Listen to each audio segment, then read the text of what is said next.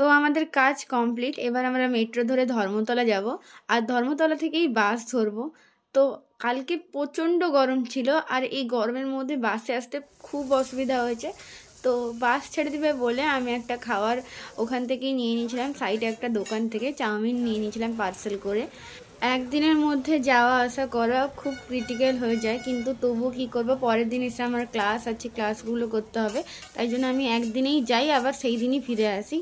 যারা কলকাতা থেকে ভিডিওটা দেখবে তারা একটু প্লিজ আমাকে বলবে যে ধর্মতলার উপরে কোথায় একটু খাওয়ার দোকান ভালো আছে, মানে কোয়ালিটি একটু ভালো পাওয়া যাবে।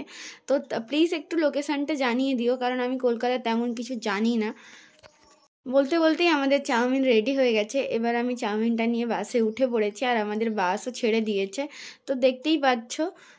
তো আজকের জন্য বাই, দেখা হচ্ছে নেক্সট ভিডিওতে। আর অবশ্যই যারা ভিডিওটা দেখছো প্লিজ লাইক করে দিও, কমেন্ট করে দিও, আর সাবস্ক্রাইব করতে একদমই ভুলবে না।